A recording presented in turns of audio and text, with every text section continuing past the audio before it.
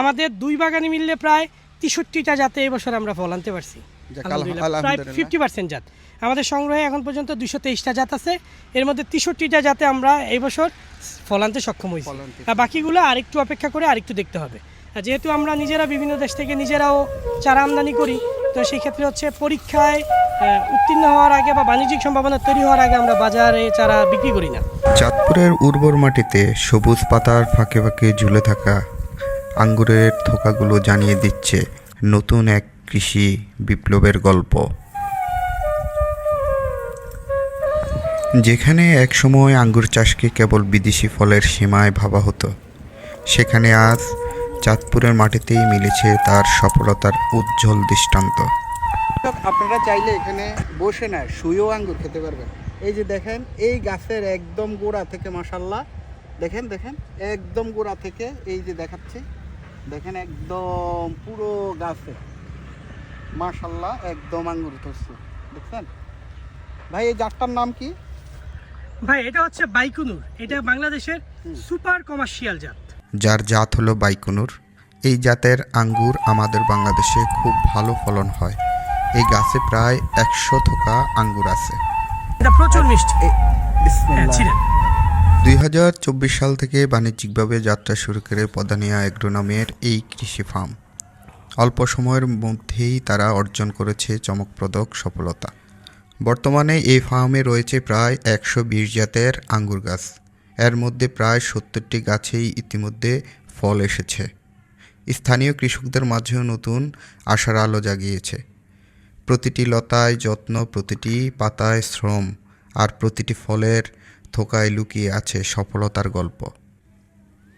প্রধানিয়ার এগ্রোর এই উদ্যোগ প্রমাণ করে দিয়েছে সঠিক পরিকল্পনা, আধুনিক প্রযুক্তি এবং আন্তরিক পরিচালনা থাকলে বাংলাদেশের মাটিতে আঙ্গুর চাষে সফলতা সম্ভব। এই চাঁদপুর জেলায় সর্বপ্রথম এই আঙ্গুর বাগান গড়ে তুলেছেন সেই কামরুজ্জামান ভাইয়ের মুখ থেকে এই বিস্তারিত এই আঙ্গুর বাগান সম্পর্কে জানবো। ভাই আসসালামু আলাইকুম। ওয়ালাইকুম আসসালাম। আমাদের অডিয়েন্সের তে কিছু বলেন। যেমন আমার প্রথম কোশ্চেন যে আপনার এখানে কয়টা জাতের আঙ্গুর আছে? প্রথমেই প্রধানী এগ্রোর পক্ষ থেকে আপনার যারা দর্শক আছে সবাইকে শুভেচ্ছা জানাচ্ছি, সবাইকে সালাম জানাচ্ছি, আসসালামু আলাইকুম। আমার এই বাগানটা হচ্ছে মূলত আমার প্রদর্শনী প্লট, প্রধানী এগ্রো প্রজেক্ট 1। সেই 2024 সাল থেকে এটা যাত্রা, 2 বছর হয়ে গেছে। এটা তৃতীয়বারের মতো ফলন। আর চাঁদপুর জেলায় এটাই প্রথম আঙুরের বাগান বলা যাবে, যেটা বাণিজ্যিক না হলেও মানে মাঠ পর্যায়ে এরকম বাগান চাঁদপুর জেলায় এটাই প্রথম। তারপর গত বছর আমার হাত ধরে অনেকগুলো বাগান হয়েছে। এখন চাঁদপুর জেলায় বেশ কয়েকটা বাগান আছে। আমাদেরও আরও 2টা বাগান আছে, প্রধানী এগ্রো প্রজেক্ট 2 এবং প্রধানী এগ্রো প্রজেক্ট 3। আমাদের 2টাও এরকম মিশ্র বাগান, আর প্রজেক্ট 3 হচ্ছে আমাদের স্থূল বাণিজ্যিক বাগান, যেখান থেকে আমরা এই বছরও বাণিজ্যিকভাবে আঙুর বিক্রি করবো ইনশাল্লাহ। অডিয়েন্সের জন্য এটা এই কারণে যে এখানে আপনি জাত দেখে কিন্তু চারা এখান থেকে কিনতে পারবেন। ভাই এই যে ভেরিয়েন্ট তো অবশ্যই আছে, তো নিম্ন থেকে শুরু করে আপনাদের চারার দামটা একটু বলেন। আমরা আসলে বেশিরভাগ তো পাইকারি চারা সেল করি। আমাদের 200-250 টাকা থেকে শুরু করে চারা পাওয়া যায়। হ্যাঁ, পাইকারি রেটটা আরও একটু কম, নেগোশিয়েবল। ওটা নার্সারি যারা চালায় তাদের সাথে একটা নেগোশিয়েট প্রাইস হয়, এটা দুইজনের দর কষাকষির মাধ্যমে হয়। এমনিতে খুচরা আমাদের 250 টাকা থেকে শুরু, আর উপরে আমাদের 2000-2500 টাকা পর্যন্ত বিভিন্ন জাতের চারা জাত অনুযায়ী ভ্যারি করে। আচ্ছা, আপনাদের এই আঙ্গুরটা মিষ্টি কিনা? কারণ একটা ধারণা আছে যে আমাদের বাংলাদেশের মাটির আর আবহাওয়ার ক্ষেত্রে আমাদের আঙ্গুরগুলো মিষ্টি হয় না, আসলে কি? এটা হচ্ছে আপনার জাজ করতে হবে। হ্যাঁ, এটা আমার সাথে আমি বলতে পারবো না, আমি বললে এটা ডাউট থাকবে। এটা হচ্ছে ভ্যালেজ, এটা ভ্যালেজ। হ্যাঁ, এটা আপনি একটা খান। এটা কিন্তু পুরোপুরি পাকে নাই, আপনি যদি দেখান এটা কিন্তু এই যে কালার আসতেছে, পুরোপুরি পাকে নাই। এটা একটা লিচির অনেস্টলি আলহামদুলিল্লাহ। আর একটু ফ্লেভারটা একটু, এটা কিন্তু সিডলেস হয়। হ্যাঁ হ্যাঁ, আপনি এই যে একটা আঙ্গুর আমি আপনাকে ফাটিয়ে দেখাই, এটা কিন্তু ছুরি আমার সাথে নেই, যে দেখেন। হ্যাঁ, এটা কোনো সিড নাই। এই যে মাঝখানে যেটা সুতার মতো, কোনো বীজ নাই। এই যে মাঝখানে যে সুতার মতো, এটা কিন্তু বীজ না, বীজ থাকবে না এটাতে। হ্যাঁ, এটা আমরা জিব্রেলিক অ্যাসিড দিয়ে এটাকে সিডলেস করে ফেলছি। হ্যাঁ, এটা প্রফেশনালি একদম বাণিজ্যিকভাবে এটা আমরা পরীক্ষামূলকভাবে এবছর আমাদের 80% জাতেই আমরা এবার সিডলেস করতে সক্ষম হয়েছি। আমাদের 2 বাগানে মিললে প্রায় 63টা জাতে এবছর আমরা ফল আনতে পারছি। যাক, আলহামদুলিল্লাহ প্রায় আলহামদুলিল্লাহ। 50% জাত আমাদের সংগ্রহে এখন পর্যন্ত 223টা জাত আছে, এর মধ্যে 63টা জাতে আমরা এই বছর ফল আনতে সক্ষম হয়েছি। ফল আনতে আর বাকিগুলো আরেকটু অপেক্ষা করে আরেকটু দেখতে হবে। আর যেহেতু আমরা নিজেরা বিভিন্ন দেশ থেকে নিজেরাও চারা আমদানি করি, তো সেই ক্ষেত্রে হচ্ছে পরীক্ষায় উত্তীর্ণ হওয়ার আগে বা বাণিজ্যিক সম্ভাবনা তৈরি হওয়ার আগে আমরা বাজারে চারা বিক্রি করি না। হ্যাঁ হ্যাঁ হ্যাঁ। শুধুমাত্র ওই জাতের চারাগুলোই আমরা বাজারে ছাড়ি যেগুলো হচ্ছে আর হবে। আপনি বাংলাদেশের যে কোনো প্রান্তে কি এটা কি কুরিয়ার করে পাঠাতে পারবেন? আমাদের প্রজেক্ট 1 থেকে সারা দেশেই চারা যায়। সারা দেশে চারা আমরা সপ্তাহে 2 দিন কুরিয়ার করি।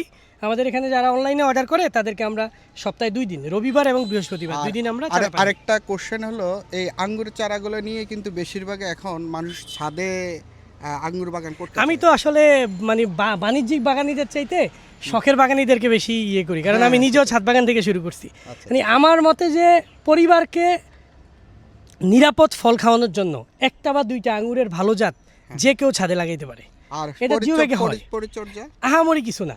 এই আঙ্গুরের চারাটা লাগানোর ক্ষেত্রে প্রথমে রাসায়নিক সার দেওয়া যাবে না, প্রথমে জৈব সার দিয়ে শুরু করবে।